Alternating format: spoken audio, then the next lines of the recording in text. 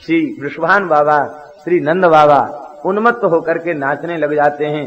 दही क्षीर घृतांबु भी, दही दूध इतना उछाला गया, महाराज नंद महल का गंभीर प्रांगण क्षीर सिंधु बन गया। मक्खन के गोला नवनीत चिक्षपुहु, मक्खन के गोला एक दूसरे के ऊपर, वो लौनी मक्खन की लौनी एक दूसरे के ऊपर फेंकते हैं, बड़ा अद्भुत आनंद है। एक घृतांबु नाम और आया। घृतांबु क्या है? गऊ का घी, और जितना घी उतना ही पानी बराबर, घृत और जल बराबर। गरम जल में घृत को घोट करके, केसर डाल करके, इतर डाल करके उसका जो रंग बनता है उसको घृतांबु कहते हैं। एक तो घी की सुगंध, फिर इतर की सुगंध, फिर कस्तूरी की सुगंध, केसर की सुगंध, और वो घृत मिश्रित जल ऐसा पक्का हो जाता कि जिस वस्त्र पर पड़े पर छूटता नहीं, वो एक दूसरे के ऊपर उछालते हैं। अब चिकना घृतांबु चिकना जल है तो एक दूसरे को पकड़ते हैं, रिपट करके गिर जाते हैं। बड़ी सुंदर उनकी शोभा होती है, बड़ी अद्भुत झांकी हो गई। बाबा बैठे बैठे मटक मटक करके उत्सव देख रहे थे। बाबा के बड़े भैया उपनंद, ध्रुवनंद, धरानंद आदि उठ के खड़े भये, बोले नंद महीपति अब तू संकोच मत कर, आज तू नाचे ही ले, आज तो लाला को उत्सव है। बाबा को खड़ा कर दिया और खड़ा करके बाबा नृत्य करने लगे हैं। इस नृत्य को श्री आनंद वृंदावन चंपू में बड़ा सुंदर वर्णन किया है। बाबा नृत्य कर रहे हैं तो कैसा लग रहा है? कहते ऐसे लगता है मानो आज द्वारा समुद्र मंथन हो रहा है, क्षीर सिंधु का मंथन हो रहा है। वह जो क्षीर सिंधु का मंथन हुआ है उसमें एक पक्ष में देवता हैं, एक पक्ष में दैत्य हैं, एक पक्ष में सतोगुणी, एक पक्ष में तमोगुणी। लेकिन यहां दोनों ओर त्रिगुणातीत प्रेमी है। यहां एक पक्ष में देवता, एक पक्ष में असुर नहीं है, दोनों पक्ष में रसिकों का समाज है। एक और बरसाने के हैं, एक और नंदगाम के हैं, दोनों पकड़ करके खींच रहे हैं। और बाबा मध्य में खड़े हैं, नृत्य कर रहे हैं बाबा।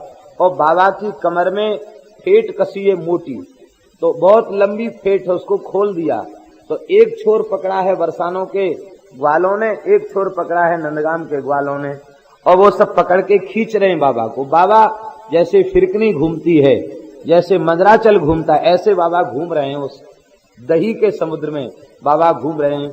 ऐसे लग रहा है मानो नंद महल का प्रांगण क्षीर समुद्र बन गया हो और उसके मंदराचल बने हैं श्री नंद महीपति। वे तपे हुए सोने के समान अंग कांति है, नृत्य कर रहे हैं। उस समुद्र मंथन में पहले विष प्रकट हुआ, यहाँ विष प्रकट नहीं हुआ। सुखदेव जी कहते नंदस्त्वात्मज उत्पन्ने जाता लादा, यहाँ विष प्रकट नहीं हुआ है, तो अमृत ही पहले प्रकट हो गया, आह्लाद ही पहले प्रकट हो गया। उस समुद्र मंथन में चंद्रमा का प्रादुर्भाव बाद में हुआ है, यहाँ श्री कृष्ण चंद्र का प्रादुर्भाव पहले हो गया। और उस समुद्र मंथन में केवल एक गाय प्रकट भई है, कौन सी? सुरभि। और इस समुद्र मंथन में बाबा ने लाखों गाय लुटा दी हैं, 2 लाख गायों का तो उसी क्षण दान कर दिया। और कितनी गायें लुटाई हैं पता नहीं, इतना गोदान किया है बाबा ने कि बाबा के गोदान को देखकर शंकर जी भी घबरा गए। शंकर जी आए थे नंदोत्सव देखने, तो शंकर जी ने विचार कर कहीं बाबा गोदान के आवेश में हमारे नंदीश्वर को गाय मान के दान न कर दें, हमारा वाहन चला जाएगा। तो वो पूछ पकड़ के खड़े हो गए नंदीश्वर की। ब्रज के संतों ने कहा कि शंकर जी पूछ पकड़ के खड़े हो गए कि कहीं ऐसा न हो कि नंदीश्वर को भी गौ मान के दान कर दे। इतना गजदान किया है बाबा ने, हाथी घोड़ा पालकी इतना दान किया है बाबा ने कि महाराज पार्वती को भ्रम हो गया, कहीं गजमुख गणेश को गज शावक मानकर दान न कर दें, वो उठा करके छाती से लगा लिया। ये विभिन्न प्रकार की उत्प्रेक्षाएं दी हैं, बड़ा अद्भुत उत्सव है। कुबेर उत्सव देखने आए हैं, लेकिन कुबेर ने नीचे नेत्र कर लिए, बोले त्रिभुवन का धन का मालिक हमको बनाया और आज इन ब्रजवासियों के पास जो खजाना है उसका तो एक अंश भी हमारे पास नहीं है। नंद कछु इतनो जो दियो, यह देख कुबेरहु की मति बोरी, देखत ब्रजहि लुटाय दियो, न बची बचिया छचिया न पिछोरी। ब्रज को लुटा दिया है बाबा ने, लेकिन यहां तो ब्रज सर्व समृद्धिमान, ब्रज संपूर्ण समृद्धियों से युक्त है। बाबा जितना लुटा रहे हैं उतना बढ़ रहा है। इस समुद्र मंथन में केवल 14 रत्न प्रकट भये हैं और इस समुद्र मंथन में बाबा ने अनंत रत्न राशि लुटा दी है। इसलिए श्री वृंदावन के श्री रसिक कहते हैं कि यह समुद्र मंथन सदा हमारे हृदय में छाया रहे, और किसी समुद्र मंथन से हमें क्या प्रयोजन। यह जो नंदोत्सव का आनंद है, अमृत है, वो छाया रहे हमारे भीतर। बड़ी सुंदर शोभा हो रही है। और ग्वारिया दही मल रहे हैं एक दूसरे के मुख पर, हरिद्रा और दही को मल रहे हैं। नवनीत चिक्षुपुहु, माखन की लौनी फेंक फेंक करके एक दूसरे के मुंह पे मार रहे हैं। कहते एक बुढ़िया, गोकुल की सबसे बड़ी बूढ़ी, 125 वर्ष की बुढ़िया, वो भी आई थी लाला को आशीर्वाद देवे। तो जब देखी भीड़ भाड़ ज्यादा है, ऐसे ये खंबे के सहारे खड़ी थी, देख रही थी। अरे मैं तो एक बड़ी बूढ़ी है गई, अब तक ऐसा उत्सव नहीं देखो, बड़ी जोर को उत्सव है रहो। लाला बड़ो ही सुंदर है। वे विभिन्न भावों से विस्मित होकर के वो देख रही थी। अब दांत तो मुंह में थे नहीं, जब मुंह खोला तो पूरा मुंह खुल गया। दांत होते हैं तो मुंह खोलने पर दांत से कुछ ढक जाता है भाग, दांत नहीं हो तो मुंह ज्यादा खुल जाता है। तो मुंह खोल करके विस्मित होकर देख रही थी। तब तक काऊ ग्वारिया ने एक मक्खन की लौनी दही भाके मोहड़े में, सीधो निशानो मोहड़े पे ही लगे, पट्ट से मुंह में गयो, सट्ट से गले के नीचे उतर गयो। वो तो बोली, अरे भैया ये तो बड़ी जोर को उत्सव है, यहाँ कोई भूखो नहीं रह सके। बोलो वृंदावन बिहारी। हमारे वृंदावन में एक संत थे श्री हरिनाम दास जी महाराज। दास के ऊपर बड़ी कृपा थी, गौड़ीय संप्रदाय के संत थे। नंदोत्सव मनाते थे, अद्भुत नंदोत्सव। हमने ऐसा नंदोत्सव नहीं देखा। नंदोत्सव वाले दिन श्रोता एक एक थैला लेके आते, प्रतिवर्ष कथा होती थी वहां, एक थैला लेके आते। पहली बार कथा हुई तो हमने पूछा, महाराज सब थैला लेके क्यों आए? बोले इतना सामान लुटेगा तो कैसे ले जाएंगे, थैला भर भर। अद्भुत उत्सव।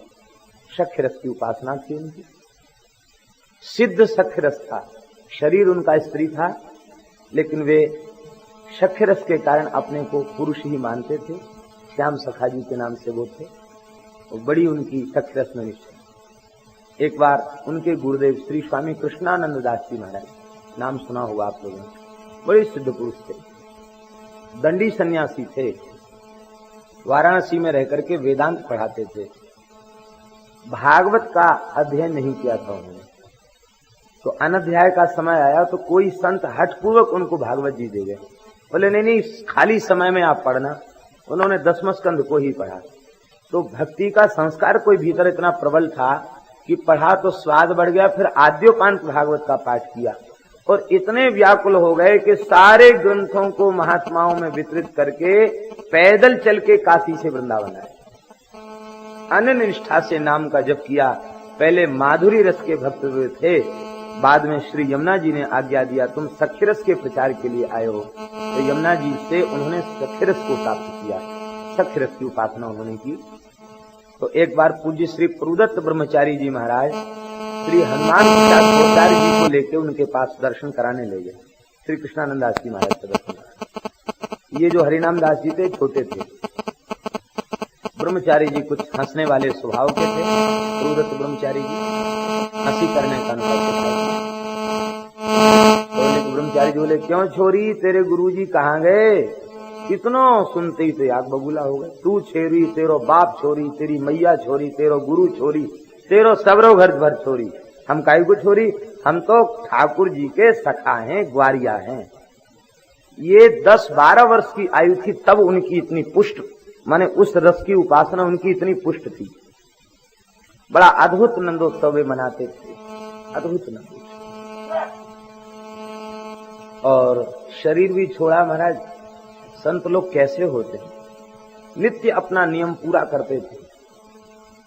कम से कम 8 घंटे बैठने का सवेरे नियम था और 2 घंटे शाम को बैठने का नियम था। जिस दिन शरीर पूरा करना है, कथा निश्चित हो गई है, और उस दिन 2 घंटे और अधिक बैठे, 10 घंटे बैठे एक आसन से। पंडित जी को हमारे पास भेज दिया और शरीर छोड़ना था उस दिन। सखा बिहारी की आरती किया और एक घूंट कुछ प्रसाद लिया, दूध लिया, फिर स्नान किया और हिचकी आने लग गई और कहने लगे कि भैया अब हम चले। तब तक हिचकी बढ़ी तो ठाकुर जी से, क्यों रे कन्हैया, तो ले चलना है तो जल्दी ले चल, दमे क्यों घोट रहे हो? ऐसा कहती हिचकी बंद होगी। दम को क्यों घोट रहे हो? ले चलना तो ले चलो, हम तो तैयार बैठे हैं, हमारा कोई काम बाकी नहीं, दम क्यों घोट रहे हो? इतना कहती हिचकी बंद हो गई।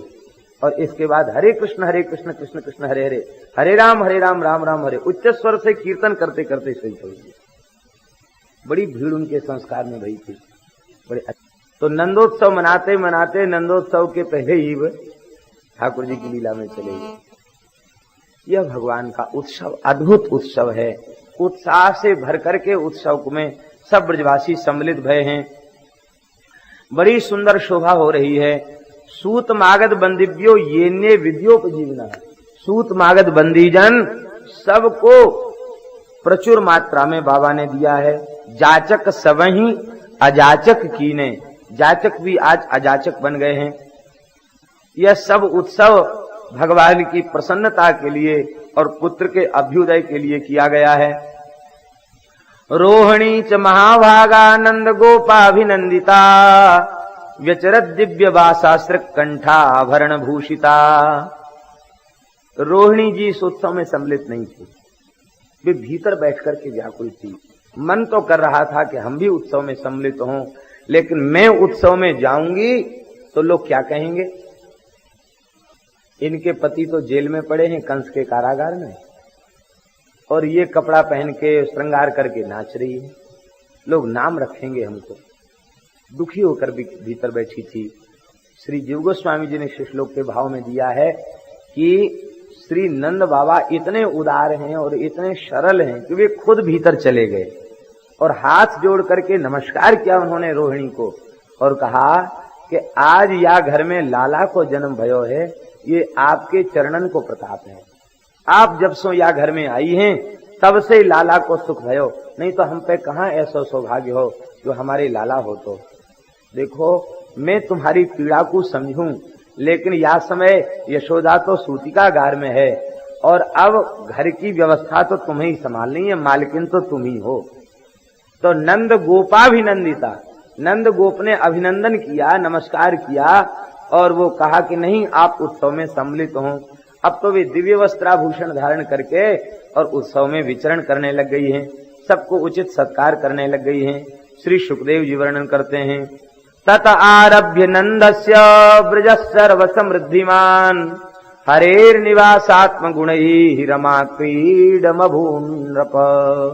हे राजन, जब से भगवान की ऐसी अद्भुत लीला ब्रज में भई है, जब से भगवान का ब्रज में आविर्भाव हुआ है, ब्रज संपूर्ण समृद्धियों से युक्त हो गया।